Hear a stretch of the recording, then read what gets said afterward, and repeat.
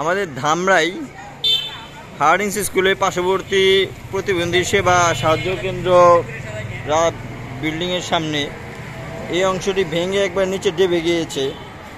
যদিও ইতিপূর্বে দেলোয়ার ভাইকে বিষয়টা জানানো হয়েছিল বা আমরা একটা প্রতিবেদন করেছিলাম, তারপরেও বিষয়টি নিয়ে গুরুত্ব দেওয়া হয় নাই। এবং যতটুকু শুনলাম আজকে আমাদের এই প্রতিবন্ধী সেবা সাহায্য কেন্দ্র থেকে এই জায়গায় বাড়ি দেওয়া হয়েছিল, কিন্তু পৌরসভা থেকে এসে দেওয়া হয় নাই। পৌরসভার যদিও দায়িত্ব এটা পৌরসভার দায়িত্ব ছিল, দেলোয়ার ভাইকে জানানো হয়েছিল আগেও, এবং পর্যায়ক্রমে ভাঙ্গাটা ছিল আগে অল্প এবং এটা এখন পর্যায়ে বেশি বেশি ভেঙে যাচ্ছে, অনেক বেশি পরিমাণে ভেঙে গিয়েছে।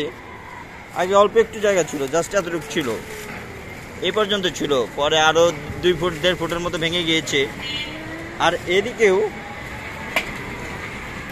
এই অংশটাও আস্তে আস্তে পর্যায়ক্রমে ভাঙবে। আগে এই পর্যন্ত ছিল, এই পর্যন্তটা ছিল, তার পরবর্তীতে এই পর্যন্ত ভাঙছে এবং এই পরবর্তী এখন এতটুকু ভাঙবে আর কি, এতটুকু ভাঙার পর্যায়ক্রম যাচ্ছে।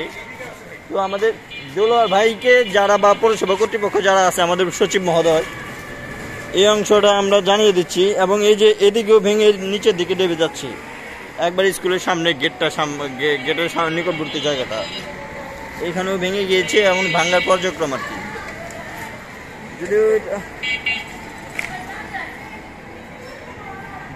তো আলটিমেটলি দেলোয়ার ভাইয়ের বা পৌরসভা কর্তৃপক্ষের প্রতি অনুরোধ, বিশেষ অনুরোধ, আজকে এই বিষয়টি পর্যবেক্ষণ করে আপনারা এই রাস্তার সমাধানে একটু কাজ করে যাবেন আশা রাখি।